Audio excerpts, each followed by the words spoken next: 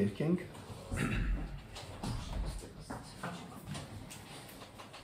Հարյուր 18 համարի երկ երկենք 118 համարի երկը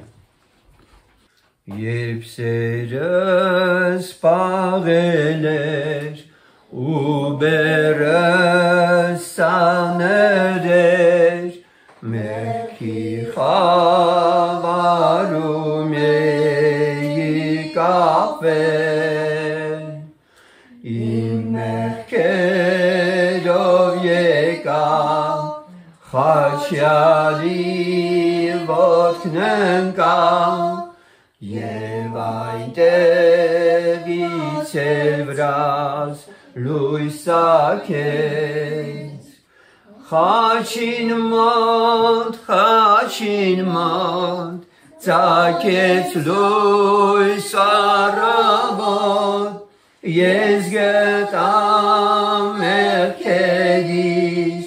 թողություն ու քո քաղցր նայված կյանք է ինձ պարգևած Արգեզանով է իմ բերկրություն Խաչին մոտ ծագեց լույս առավոտ Ես գտամ մեղքերիս թողություն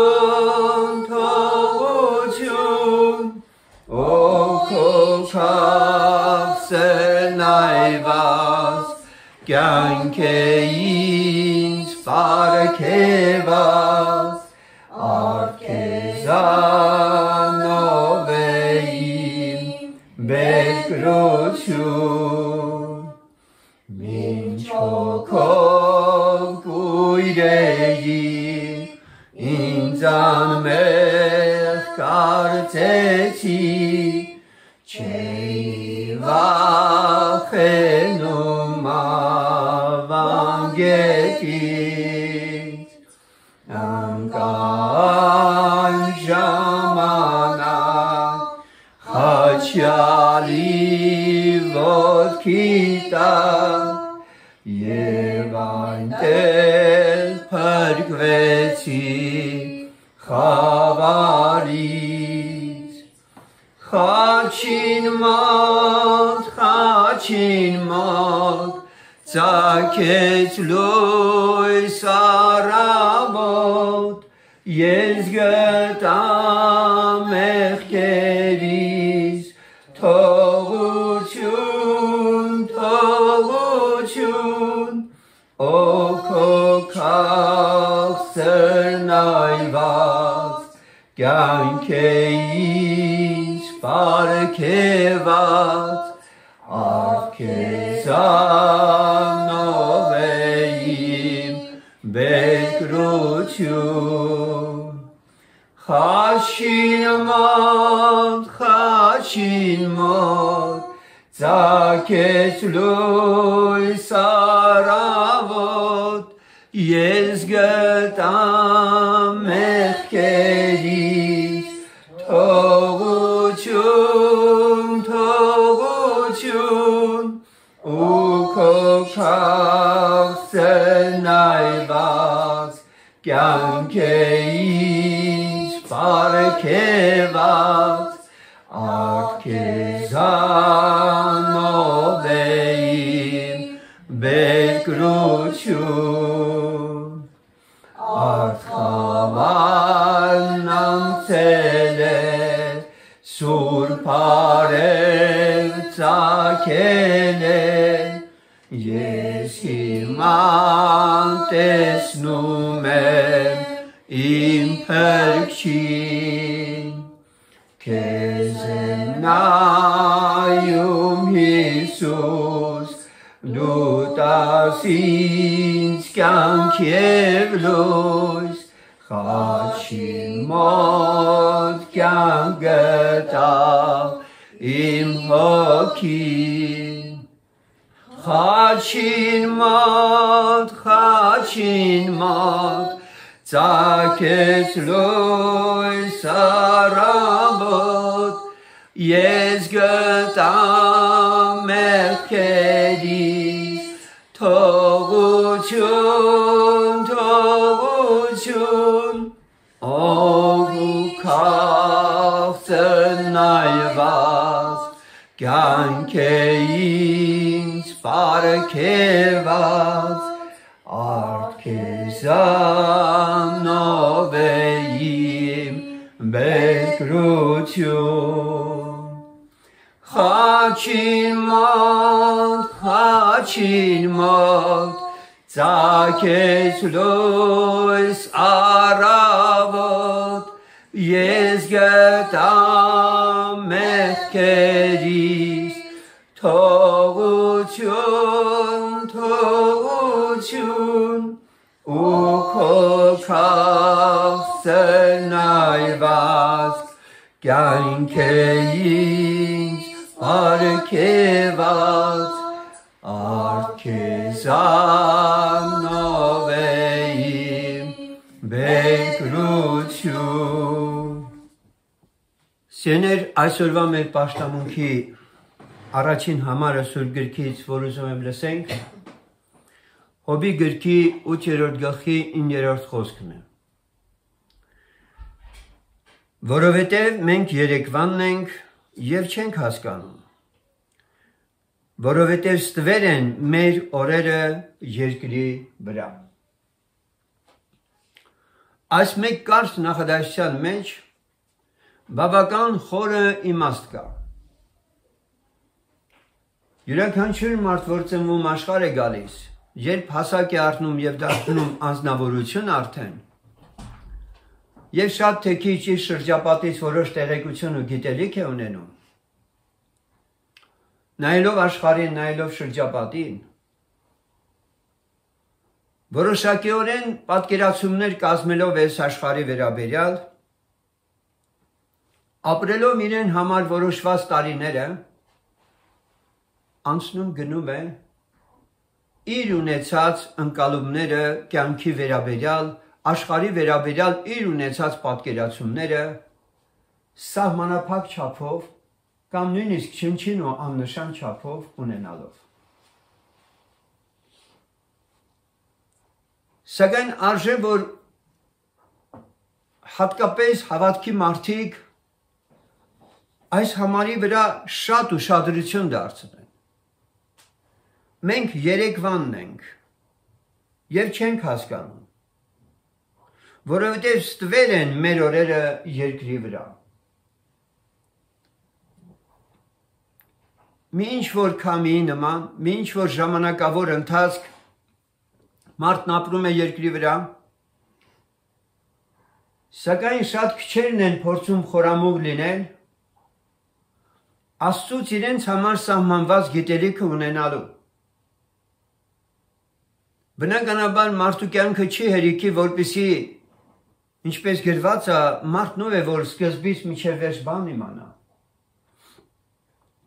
Սակայն այն ամենը, ինչ որ Աստված կուզեր, որ մարդը իմանար, Աստված հաղորդել է մարդուն։ Եվ հենց շահում են այն մարդիկ, ովքեր որ Աստծուց սահմանված գիտելիքները մարդու մասին, կյանքի մասին, աշխարհի մասին ընդունել են Աստծուց, տեղյակ են այդ գիտելիքներին և կարող ենք ասել, որ հանգիստ խղճողվել այս աշխարհը կլքեն, որովհետև Աստծուն էլ բավարարել է, որ այս մարդիկ ընդունել են այն գիտելիքները, այն խոսքը, այն իմաստությունը, որ Աստված կուզեր հաղորդել մարդուն։ Համարձակ կարող ենք ասել, որ մեզ հասել է Աստծո ճշմարտությունը։ Ամեն, փառք Տիրոջը սրա համար։ Սակայն դարձյալ այստեղ մենք ունենք մի վերապահում անելու։ Որքան էլ որ մենք փրկության վարդապետությունը Աստծո կողմից ընկալել ենք փրկվելու համար, այնուամենայնիվ խիստ կարևոր է, որ այդ փրկության վարդապետությունը ունենալուց բացի մենք կարողանանք մեր փրկությունը ձեռքից չտալ։ Որովհետև Աստվածաշունչը մեզ զգուշացնում է, Ավետարանը մեզ զգուշացնում է, որ մարդիկ ճշմարտապես պաշտեցին Աստծուն, սկիզբը նրանց շատ լավ եղավ, հոգով սկսեցին անգամ, չէ, գրված է այդ մասին։ Սակայն ցավոք սրտի, այն ինչ որ Աստված տվեց, ինչպես երգում լսեցինք, Աստված ձրի թողություն է տալիս եւ պարգևում է մարդուն փրկություն։ Այդ փրկության պարգևը շատերը միջև վերջը պահեցին։ Եվ մեզ համար օրինակներ կան Սուրբ գրքում բազմաթիվ տեղերում գրված, որ Աստված անաչառաբար մարդկությանը տալիս է իր փրկության պարգևը, սակայն մարդն է, որ ապերախտ է գտնվում, մարդն է, որ չի գնահատում Աստծո իրականքում արածը եւ ձեռքից տալիս է փրկությունը ցավոք սրտի։ Որպեսզի սա մեր կյանքում չլինի, մենք պիտի զգուշանանք նաեւ այս կետում, որ մենք փրկված լինողներս Աստվածային ճշմարտությունների մեջ ավելի գնալով հաստատվենք եւ երբեք չմեծամտանանք։ Երբեք չբավարարվենք մեր ունեցածով, որովհետեւ այս երկուսը որոգայթներ են կորսվելու համար։ Մենք երեկվանն ենք, մենք դեռ աճելու տեղ ունենք, մենք դեռ շատ հասկանալու բաներ ունենք, մենք դեռ շատ բերկրանք եւ ուրախություն վայելելու բաներ ունենք, ամեն։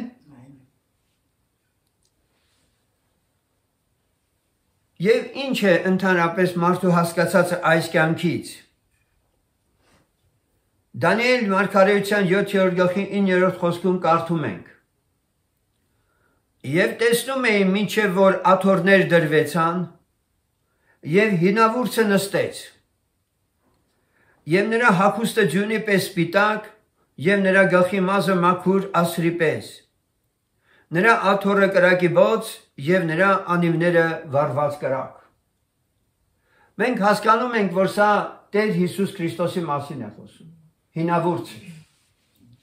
Հիսուս Քրիստոսի անուններից մեկը հինավուրցն է։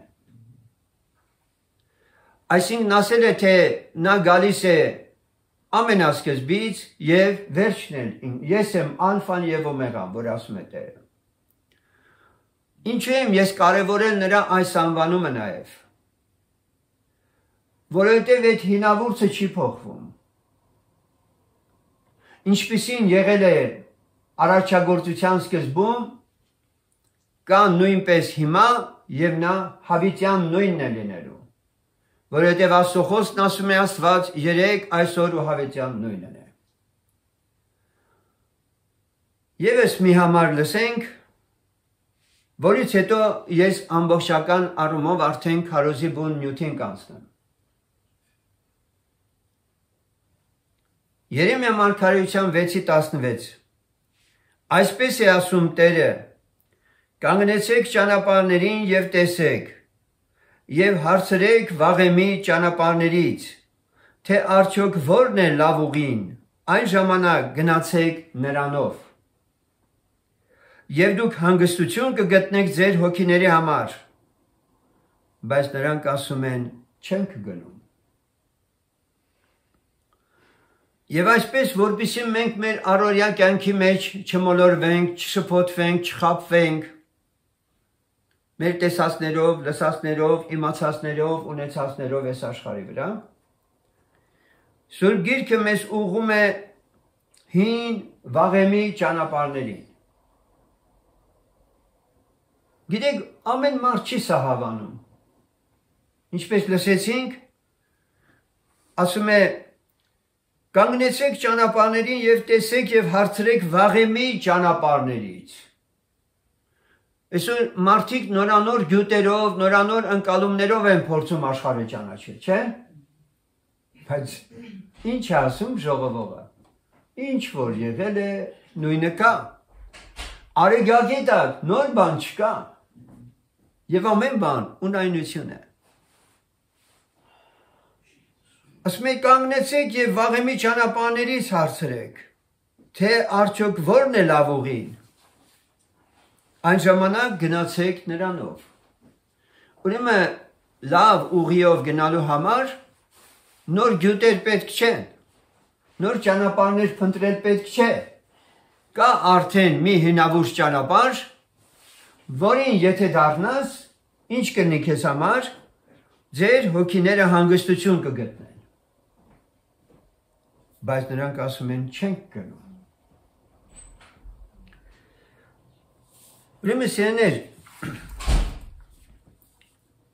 այսօր իմ խոսքը պիտի ուղղված լինի հենց սրան։ Արդյոք մենք այդ հին ճանապարհները, վաղեմի ճանապարհը գտած մարդիկ ենք եւ այդ ճանապարհով գնում ենք։ Դուք գիտեք, որ այս աշխարհը ինչ որ ինքը իր մեջ պարունակում է, Աստծո խոսքը համարում է թշնամանք իր նկատմամբ։ Այս աշխարհը ունի թագավորություն, որը թշնամի է ասում։ Այս աշխարհը մարդուն մատուցում է աչքերի ցանկություն, մարմնի ցանկություն եւ այս կյանքի ամբարտավանություն։ Երբ ասում ենք այս աշխարհը դա է մատուցում, մենք նկատի ունենք այն, ինչը որ մարդը այսօր երկրի վրա ապրելով, շփվելով հասարակության մեջ, որոշակիորեն այդ դրվածքը աշխարհի ներգործում է մարդու վրա։ Եվ քանի որ մենք առաքյալի խոսքերը հիշում ենք, որ ասում է մի սիրեք աշխարհը ինչ էլ որ աշխարհի մեջ է, իսկ աշխարհի մեջ աչքերի ցանկություն կա, այս կյանքի ամբարտավանություն, ինչպես ասացինք, եթե սա հասկանալի է, որ աչքերի ցանկությունը այն է, ինչ որ շատերս միայն մարմնի ցանկության հետ ենք տեսնում դրսևորված, ինչպիսիք են շնություն, պոռնկություն, պղծություն եւ սրանց նմանելի շատ բաներ, ապա այսօր ես ձեզ ուզում եմ նաեւ ուղղել բացի այս ամենից աչքերի մեկ այլ ցանկության վրա։ Աչքերի մեկ այլ ցանկություն էլ կա,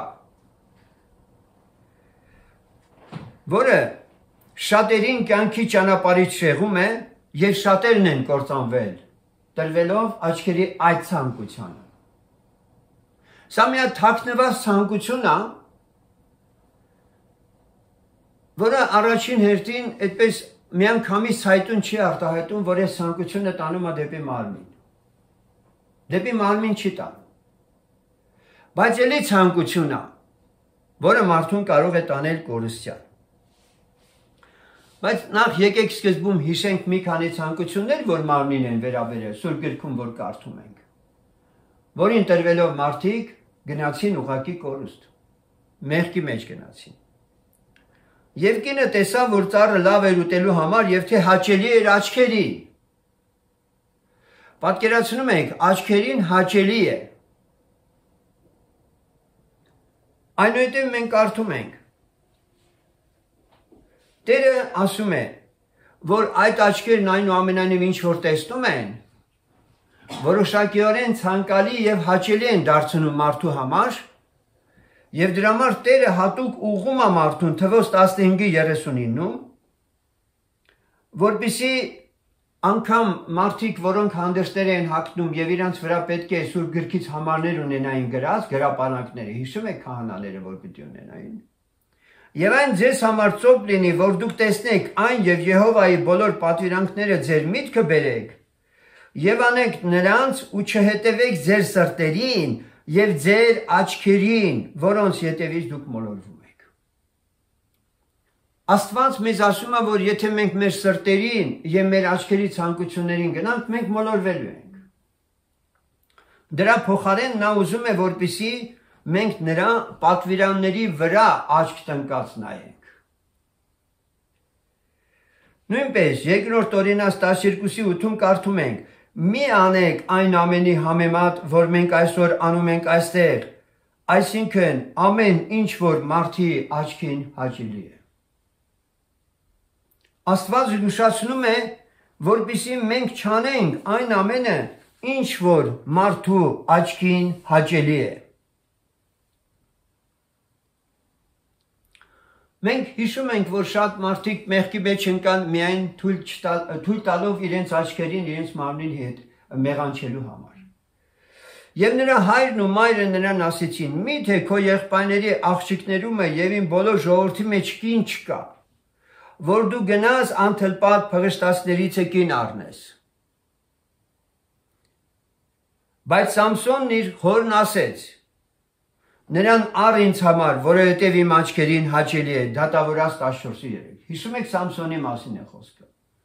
Աչքով տեսավ Դանիելին, ասեց. «Աչքիս հաճելի է, դրան պետք է առնեք»։ Եվ իջավ ու այն կգան հետ խոսեց եւ կինը Սամսոնի աչքերին հաճելի էր։ Հետո մենք գիտենք, որ այդ աչքերը, որ ցանկացան, այդ աչքերը հանեցին։ Եվ Լիայի աղջիկ Դինան, որին նա ծնել էր Հակոբի համար, ելավ այն երկրի աղջիկերանցը տեսնելու։ Դե ընդամենը ելավ տեսնելու։ Ծննդոց 34-ի 1։ Եվ մենք գիտենք արդյունքը ինչ եղավ։ Անգամ Դավիթը Աստծո խոսքն ասում է, որ մեկ օր իրիկվա դեմ Դավիթն իր անկողնիցը դուրս գալով պալատի տանիքի վրա ման էր գալիս եւ տանիքի վրայից մեկին տեսավ, որ լվացվում էր եւ այն կինը շատ գեղեցիկ էր տեսքով։ Տեսավ եւ Դավիթը պարտվեց, մարմինը հաղթեց։ Այժմ ես այսքանը որ ասեցի, ես ընդամենը հիշեցրեցի Սուրբ գրքից այդ խոսքը, որ ինչ կա աշխարհի մեջ։ Աչքերի ցանկություն, մարմնի ցանկություն եւ այս կյանքի ամբարտավանություն։ Սակայն նաեւ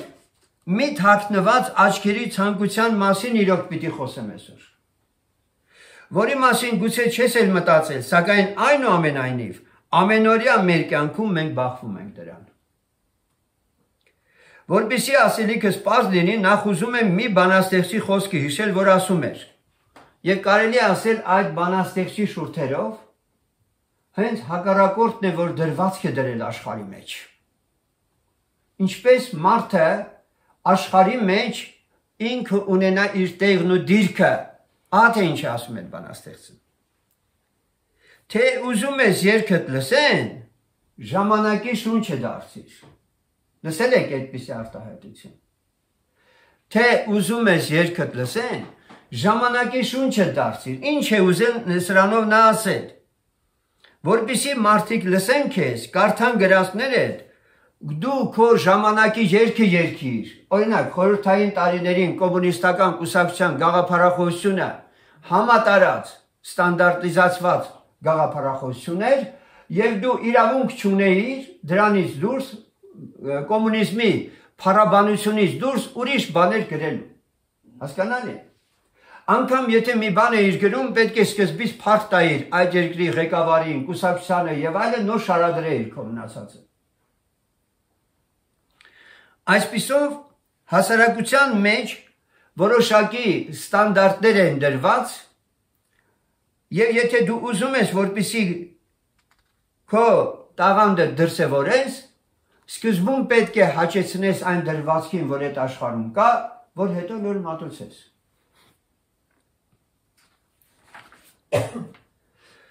Եթե չհաճեցնես հասարակության պահանջմունքները, քեզ բանի տեղ չեն դնում։ Այն կերպ դու հասարակության մեջ ընդունված խաղի կանոններով պիտի ապրես, եւ տես քեզ ինչքան լավ կլինի։ Այո, այս աշխարհի մարդը հենց այդպես էլ առաջնորդվում է։ Նա փորձում է հասկանալ ինչ են ուզում մարդիկ լսեն ու տեսնեն եւ դա էլ անում է, թե չէ ետ կմնա զարգացումից։ Հետամնաց կանվանեն իրեն։ Այսօր մարդիկ մտածում են, թե իրենց գիտատեխնիկական առաջընթացով եւ բարքերով հետամնաց անցյալում ապրողներից լավն են։ Դարեր շարունակ սատանան հասարակությանը մոլորեցրել է իր կողմից հրամցրած բարքերով։ Ամեն դարերի մեջ սատանան ձևավորել է հասարակություն եւ մշակույթ եւ պարտադրել ու ժողովուրդը դա ընդունել է որպես ճշմարտություն։ Համաձայն եք այս մտքի հետ։ Օրինակ այն ինչ որ 1000 տարի առաջ էր ընդունված, կամ մի 500 տարի առաջ, 600 տարի առաջ, լրիվ տարբեր է այսօրվանից։ Այսօրվա բարքերը միջնադարում դատապարտելի են, մարդկանց կախաղան էին հանում։ Այսօր դրանց համար ոչինչ չեն անում։ Հասկանում եք։ Ուրեմն սատանան հասարակությանը խաբելով տալիս է նորմեր, բարքեր, օրենքներ, եւ մարդիկ ենթարկվում են դրանց։ Քրիստոնեական հասարակություն։ Ինչ եք կարծում, այդպիսի արտահայտումը, բառակապակցությունը ճիշտ է արդյոք այսօր օգտագործելը։ Իմ ուսումնասիրությունը ցույց է տալիս, որ գոյություն չունի քրիստոնեական հասարակություն։ Գոյություն չունի ընդհանուր մի քրիստոնեական հասարակություն, ասվածը, որ երկնքից Աստված ասած լինի, ես տեսնում եմ երկրի վրա այս հասարակությունը հենց քրիստոնեական է։ Գոյություն չունի որևէ ազգ քրիստոնյա աշխարհում, հասկանում եք ժողովուրդ։ Սա խաբեություն է։ Սակայն արևմուտքը վաղուց դա ընդունել է եւ այդպես էլ թմկահարվում է եւ այլն եւ այլն։ Պատահական չէր, որ Տեր Հիսուսն ասեց, արդյոք մարդու որդին որ գա, հավատ կգտնի երկրի վրա։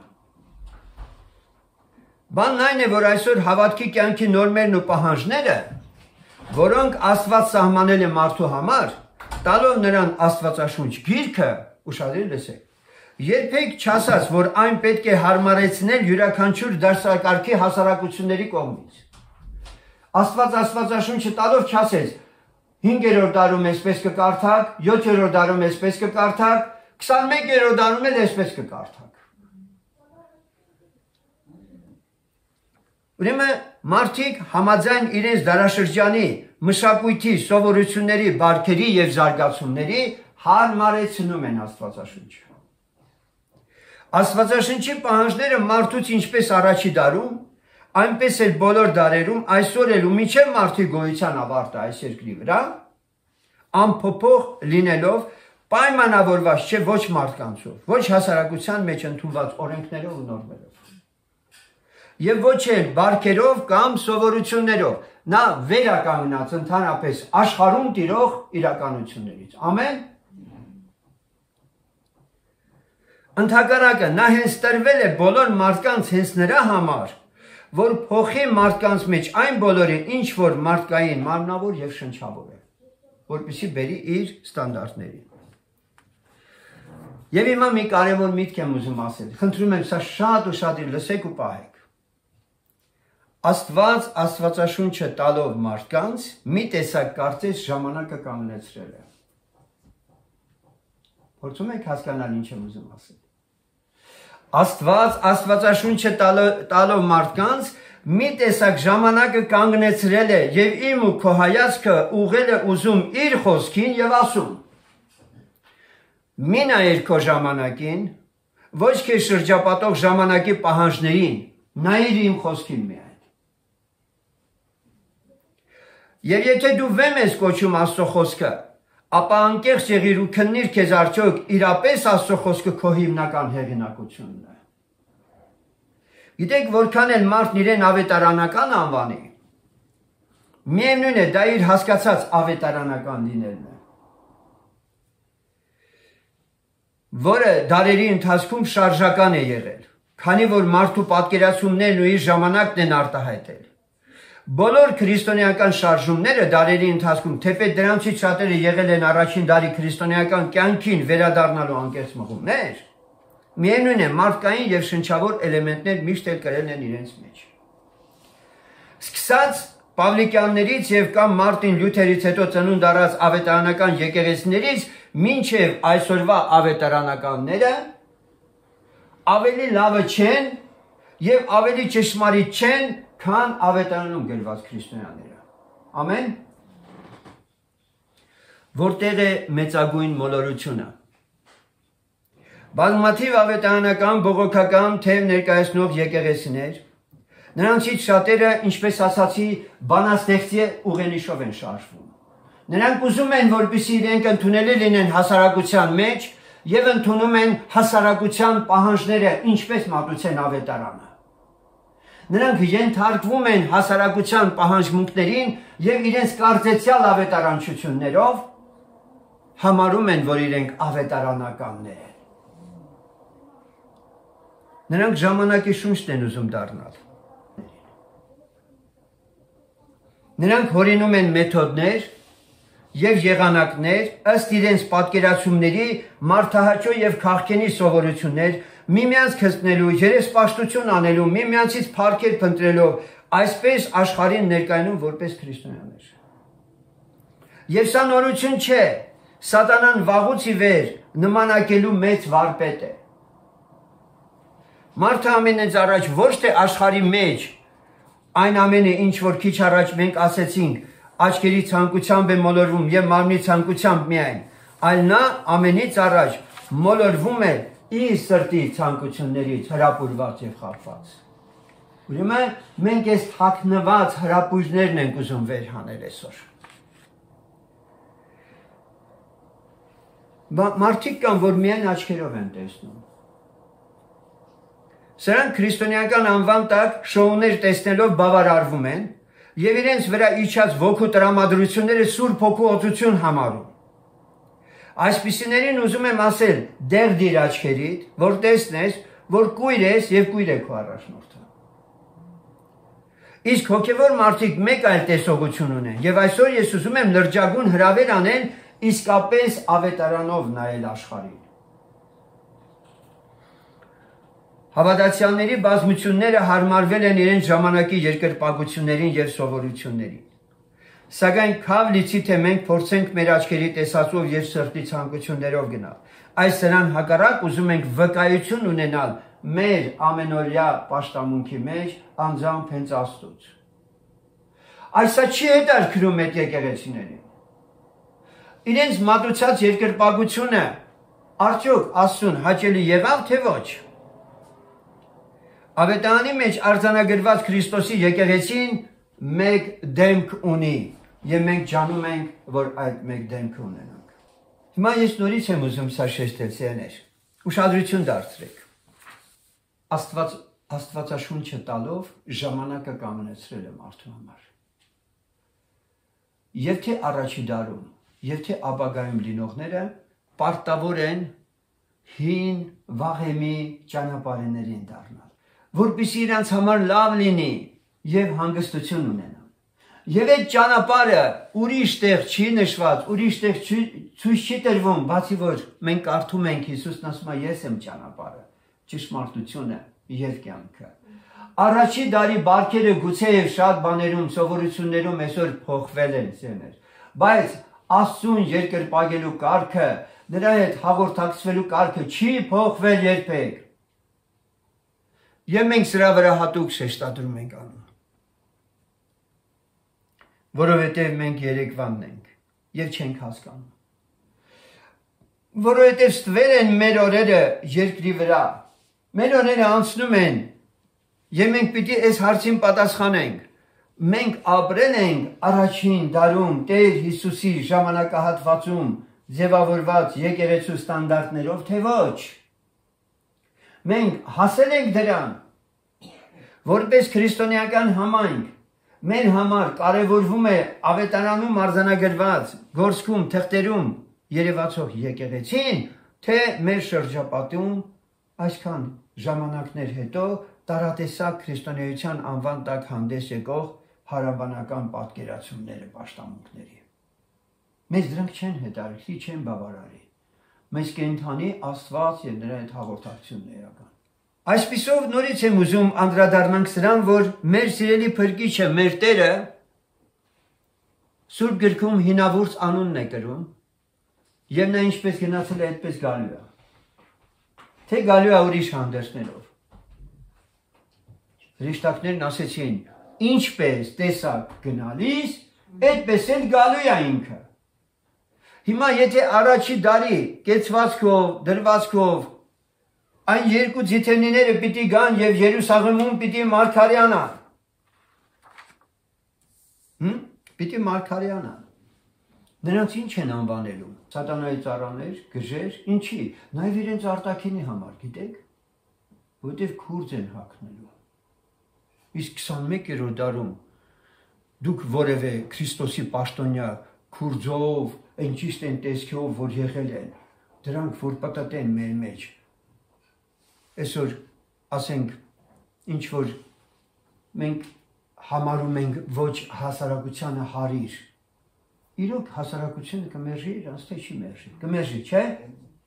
Որովհետև նրանց տեսքը, նրանց արտաքինը երբեք չի խոսի ժամանակակից բարքերին, սովորությունների հարազատ, այդպես ասած, տեսքի մասին, չի խոսի դրա մասին։ Բազմաթիվ հավատացյալներ անգամ ծիծաղելի կհամարեն նրանց կեցվածքը, կծաղրեն, իսկ ավելի կոնկրետ կասեն, որ սրանք մեր հասարակությունը խաթարում են։ Իրենց մարգարեություններով եւ հիմա բազմաթիվ հրաշալի ժողովարաններ, բազմություններ, որոնք մարդիկ պաշտել են Քրիստոսին եւ դա են ընդունել հիմնական չափորոշիչը Աստծուն ճշմարտապես երկրպագելու, ինչպես կընդունեն այդ անձնավորություններին որպես Տերից եկածներ։ Որովհետև ստանդարտները փոխվել են։ Այս ամենից բացի, անկեղծ հոգիները, ում հոգին Աստված արթնացրել է, չեն կարող մեկ վայրկյան անգամ լինել այն եկեղեցիներում, որոնք իրենց բարքերով ժամանակի հոգուն են հարազատ դարձել, երբ փոխել են հոգևոր կյանքի նախնական ստանդարտները։ Եվ այսպես սիրեներ, ես մի հրաշալի համարով ուզում եմ որպեսզի ամփոփեմ ասելիքս։ Մեր աչքերը մենք ինչին ենք ուղղում, մենք ինչ ենք ուզում տեսնել։ Լավ, եթե հասկացել ենք, որ աչքերի ցանկություն, մարմնի ցանկություն, այս կյանքի ամբարտավանությունն աշխարհի մարդուն մարմնին մեղանչել է տալիս տանում կորուստ, հասկանալի է դա։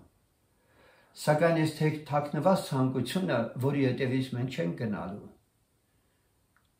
որ Աստծո Սուրբ Հոգին է մեր մեջ զանազանության պարգևը հոգու դրել է, մեր համար միշտ հարազատ է լինելու Աստվածաշնչի գործ կառաքելոցի թղթերի մեջ եղած եկեղեցու բոլոր կարգը կանոնը եւ մենք կարող ենք Սաղմոսի 119-րդ Սաղմոսի 18-րդ խոսքը ասել։ Բաց արա իմ աչքերը, որ քո օրենքի հրաշքները տեսնեմ։ Փառք Տիրոջս։ Սաղմոս 119 18-րդ խոսք։ Բաց արա իմ աչքերը, որ քո օրենքի հրաշքները տեսնեմ։ Այսինքն, եթե դու քո հայացքը աշխարհից կտրում ես եւ ուղղում ես Աստծո խոսքին, Աստված քեզ տանում է ճիշտ այն իրականության մեջ, որը ուզում է քեզ տեսնել։ Եվ երբ որ դու այսպես ես վարվում, Աստծուն շատ խիստ ցանկալի ես։ Հիշում եք Դանիելին Տերը ինչպես անվանեց։ Ով ցանկալի մարդ։ Այն օրվանից, որ քո սիրտը տվեցիր խոսքը հասկանալու, Աստվածանից ինձի հրաման եկավ, պատգամ եկավ, եւ ես իջել եմ քեզ ասեմ, ինչ պիտի լինի սրանից հետո։ Եվ միթե սա չի ամենակարևորը մարդու կյանքում, քան թե խաբվել ու մոլորվել բազմություններով, արտաքնապես հրճվանքների, շոուների եւ այլնի մասնակցելով, անցկացնելով քո օրերը այդպես ունայն ու փուչ, եւ վերջում բարձվի հանկարծ, որ Տերն ասի, ես քեզ չեմ ճանաչում։ Բայց այսօր գոհություն Տիրոջը սիրներ։ Մենք չունենք չէ մեր մեջ մղում նորարարությունների, մենք չունենք մեր մեջ մղում ինչ որ մի հատ էվրիկաներ անելու։ Տերն ասում է պինդ բռնիր ունեցածդ պինդ բռնի։ Մենք գիտենք, հավատացել ենք ու հասկացել ենք, որ դարերի ընթացքում հասարակությունները անգամ քրիստոնեական անվան տակ ինչպես կարող էին մոլորվել եւ մոլորվել են։ Եվ եթե այսօր ուզում են անընդհատ հմկահարել եւ ասել այդ մասին, սրանք աղանդավորներ են, նրանք աղանդավորներ են, ապա սիրներ, մեկ կարճ բացատրություն կա աղանդավորնով է։ Աղանդավորն այն անձն է, ով իր պաշտած Հիսուս Քրիստոսի հետ ասում է ես հաղորդակցություն ունեմ, բայց վկայություն չունի։ Աղանդավորն այդպիսին անձն է։ Իսկ եթե մնացածը կարող են իրենց անվանել քրիստոնյաներ եւ բավարարվել նրանով, որ իրենց Աստծո հետ հաղորդակցության մեջ որևէ վկայություն ու ձայն չունեն, դա էլ իրենց խնդիրն է։ Մենք չենք ուզում որևէ ձևով որևէ մեկին մեղադրել, մարդն ինքն է ընտրում, որովհետև իր սրտի ցանկության հաճելի լինելու ճանապարհն է ընտրել։ Մի անգամ մեկի հետ խոսում էին, ասում էր, հա, եղբայր ջան, լրիվ ես տեսնում եմ, որ ավետարանն են ծռում այստեղ, վարդապետությունն էլ է սխալ, այս մեկ, այն մեկն էլ է եւ այլն, բայց ինձ այստեղ չեն նեղացնում։ Հիմա իր ասածը չի հակասում երկրորդ ասածին։ Ես քիչ առաջ ասեցի, եթե մեկն անկեղծ է, ապա ինքը ոչ թե միջավայրերի կարիք ունի, այլ որտեղ Տերն է, որտեղ անձամբ Քրիստոսն է, որտեղ կան անկեղծ սրտեր, որ իսկապես Տիրոջը պաշտում են եւ միմյանց հետ Աստծո սիրով են կապված։ Եվ դա երբեք Տերը չի փոխել դարերի ընթացքում, նրա սերը փոփոխության ենթակա չի։ Նրա սիրո դրսևորումներն են ինչ որ արտաքնապես փոփոխության ձևերով եւ այլն արտահայտելով չի, էլի, որ այսօր մարդիկ անընդհատ փորձում են իրենց նշանները նշանների տեղ ցույց տալ, ինչպես գրված է Սուրբ Գրքում։ Եվ այսօր սերներ մենք գոհանալու շատ բան ունենք Տերից, եւ դրա համար այս ամենավերջին համարը, որ ես ընթերցեցի, Սաղմոս 119:18-ը մեր ողջ կյանքի նպատակն է, ուղղությունն է, որպեսզի Տերը իր օրենքի, իր խոսքի մեջ թաքնված հրաշքները մեզի ցույց տա։ Որովհետև երբ որ մենք թափածում ենք իր ճշմարտության մեջ, ոչ թե մեր ուղեղն է, ոչ թե մեր միտքն է հարստանում, ապա մեր հոգիներն է լցվում իր ներկայությամբ։ Եվ այս դեպքում մենք հաստատուն լինելով շատ ավելի լավ ենք տեսնում, թե հակառակորդը աշխարհում ինչեր է անում։ Ինչպես Տերը ասեց, դուք սատանայի հնարքները չիմացողներ չեք։ Եվ նա շատ թաքնված, ծածուկ, ինչպես գրված է, որ լուսո հրեշտակի կերպարանք առնում, սատանան ինքը իր պաշտոնյաներով, չէ՞։ Մենք այդ ամենը պիտի կարողանանք զանազանել, սյաներ։ Շատ արագ պիտի զանազանենք, ինչպես Տերը ասեց, որ իր ոչխարներն իր ձայնն են լսում, վարձկանի ետևից չեն գնում, օտարի ձայնը չեն լսում։ Մենք ինչի ենք այսպես ուզում գնալ, որովհետև հասկացել ենք մի կարևոր բան, որ դարերի մեջ մարդկությունը միշտ էլ խաբվելու, հասարակություններ, պետություններ, ժողովուրդներ, լեզուներ միշտ էլ խաբվելու ենթակա են։ Եվ այսօր փառք ենք տալիս Աստծուն, որ Աստված մեր հայացքը կտրել է, ինչ որ նոր բան փնտրելուց այս աշխարհում, այլ մեր հայացքը ուղղել է միայն իր խոսքին, եւ մենք չենք զանդրանում իր ճշմարտությունների մեջ մնան, եւ Աստված էլ չի զանդրանում միշտ քո պաշտամունքների իր արժև ունենալով։ Թող Տիրոջ անունը փառավորվի սեներ։ Եկեք խոնարհվենք մեր սրտերը բերենք Տիրոջը եւ գոհանանք իրանից այս ամենի համար եւ ասենք Տեր Աստված, իրոք բաց արա մեր աչքերը, բաց արա իմ աչքերը, ես ավելի կապված լինեմ քո խոսքի հետ եւ քո խոսքի հրաշքները ինձ ցույց տուր։ Թող Տերը փառավորվի։ Ամեն։